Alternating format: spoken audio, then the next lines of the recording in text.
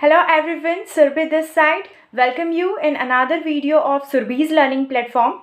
And it's a continue part of last video जिसमें हमने financial freedom के बारे में जाना था और देखा था कि फाइनेंशियल फ्रीडम अचीव करने के लिए इन्वेस्टमेंट्स बहुत ज़रूरी हैं।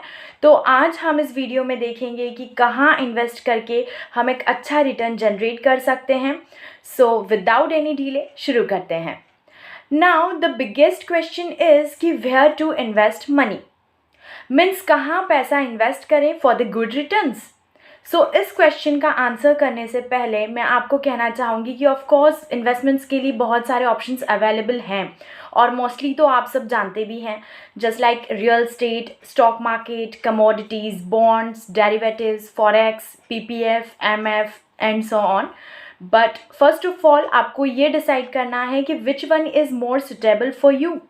Just like different types of investment opportunities available हैं, पर आपको क्या सूट कर रहा है विथ योर क्राइटेरिया, ये देखना बहुत ज़रूरी है।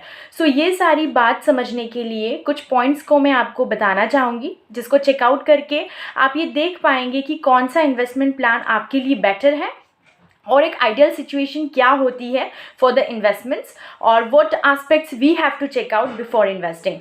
सो my first point is decide your goal first.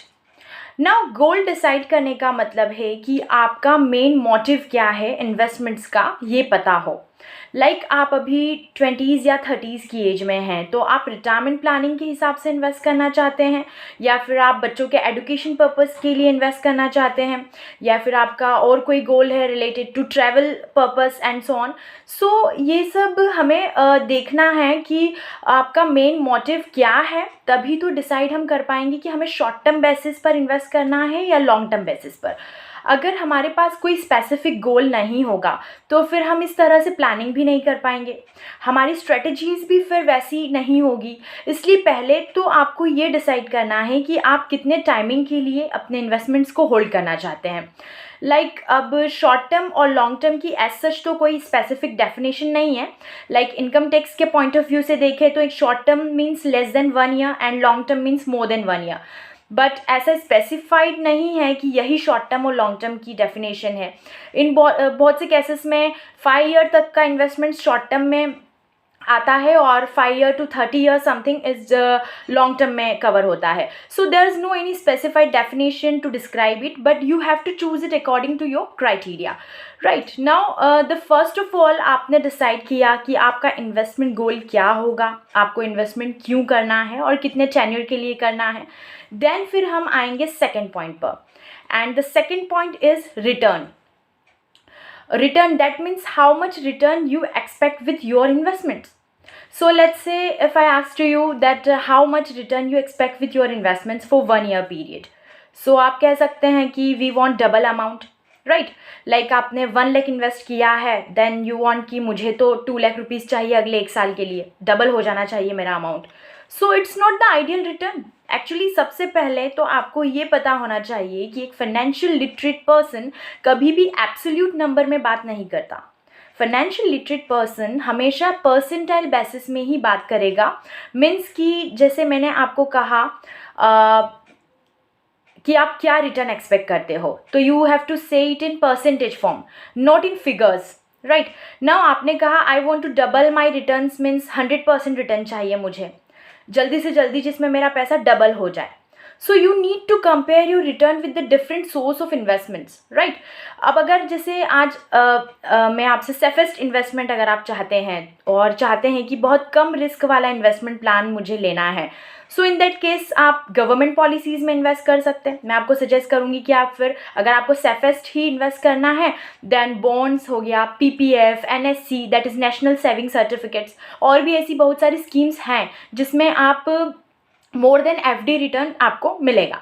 Like FD में 4% रिटर्न है और इन सब स्कीम्स में अप्रोक्स 6.5 to 8% रिटर्न सेफली आपको मिलेगा विदाउट एनी रिस्क, ओके। और इफ़ यू से कि I want more return then you can go with stock market investments. यहाँ भी आपको बहुत सारे ऑप्शंस मिलेंगे, कंपनी से लेकर तो इंडेक्स तक में बहुत अच्छा इन्वेस्टमेंट ऑप्शंस आपको बन सकता है। लाइक ईटीएफ हो गया, exchange traded fund, MF, growth stocks का पोर्टफोलियो आप डिज़ाइन कर सकते हैं and like that. So stock market के थ्रू आप डेफिनेटली 12 to 20% अप्रोक्सीमेटली रिटर्न ले सकते हैं. और अगर आप अमाउंट डबल करने की बात करते हैं तो फिर टाइम भी फिर उसी हिसाब से लगेगा. लाइक अगर स्टॉक मार्केट में सिंपली हम इंडेक्स में इन्वेस्ट की बात करें तो अबाउट जैसे 15% ROI के हिसाब से हम इसमें ऑन एन एवरेज देखें तो नियरली 5 ईयर समथिंग आपको लगेगा अमाउंट डबल होने में. दैट इज़ कि इंडेक्स के लिए हमने बात की. एंड लाइकवाइज अगर गोल्ड में हम देखें तो उसका ROI 8% है. दैट मीन्स कि आपको 9 ईयर समथिंग लगेगा पैसा डबल होने में गोल्ड में, राइट. तो ये सब क्राइटेरियाज अलग अलग हैं. और अगर हम प्रोफेशनल्स की बात करें तो उनके लिए बिल्कुल भी मुश्किल नहीं है, बिकॉज ऑफकोर्स प्रोफेशनल्स की बात की जाए तो ये उनके लिए एक आइडियल और स्मार्टली अचीवेबल गोल है, बिकॉज प्रोफेशनल्स का तो काम ही वही है. बट या अगर हम लेमन की बात करें, आपकी बात करें, तो your business is not particular this. So आपको उसमें प्रॉपर गाइडेंस की ज़रूरत होती है और उसके लिए आप फाइनेंशियल प्लानर या फाइनेंशियल एनालिस्ट की हेल्प ले सकते हैं. सो मैं यहाँ पर बहुत ज़्यादा डिटेल में नहीं जाऊँगी कि क्या परसेंटाइल बेसिस है. मैं बस इतना ही कहना चाहूँगी कि रिटर्न एक आइडियल रिटर्न हमें एक्सपेक्ट करके चलना है और उस हिसाब से हम आगे का प्लानिंग करेंगे, राइट. तो आपको एक मेनली गोल क्या है ये आपको पता चला एंड देन फिर हम डिसाइड होगा कि हमें शॉर्टर टर्म के लिए इन्वेस्ट करना है या लॉन्गर पीरियड के लिए. फिर इसी तरह से हम ऑप्शंस भी चूज़ करेंगे which is suitable for you, right. Now the third point is financial condition. So या आपको क्लियर कट पता होना चाहिए कि आपका फाइनेंशियल कंडीशन क्या है और उसी हिसाब से हम नेक्स्ट प्लानिंग करेंगे. बिकॉज हो सकता है आप ऑलरेडी भी मेडिकल इंश्योरेंस या फिर टर्म इंश्योरेंस व्हाट्सोएवर ले चुके होंगे, तो आपको पता है कि कितना अमाउंट किसकी प्रीमियम में जा रहा है, राइट. और फिर उसी हिसाब से आप कितना अमाउंट और क्या क्राइटेरिया आपको रखना है और कितना अमाउंट आप नेक्स्ट इन्वेस्टमेंट्स में डाल सकते हैं. तो ये सब डिसाइड तब होगा जब आपको ये सारी चीज़ें पता हो. So you have to know your financial condition, right. This is our third point. Now the fourth point is expectations. Please ensure that कि आप इन्वेस्टमेंट्स के रिटर्न को लेकर रिजनेबल एक्सपेक्टेशंस रखें. ऐसा नहीं होता है कि आपने इन्वेस्ट किया और तुरंत रिटर्न मिलना शुरू हो जाए और आप कहें कि मुझे तो डबल रिटर्न चाहिए विद इन 1 month और 2 month. So it takes time and risk also there.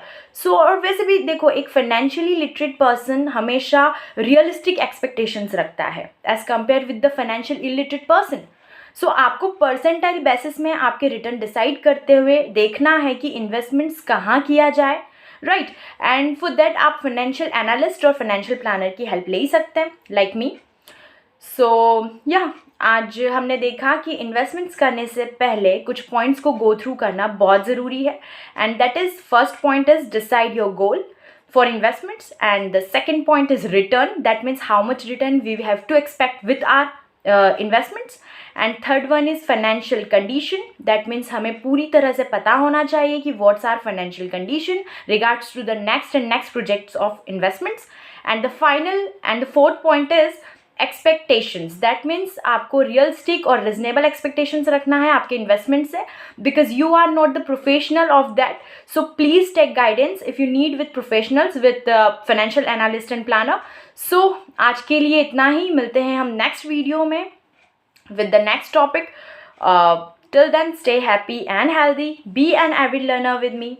Thank you.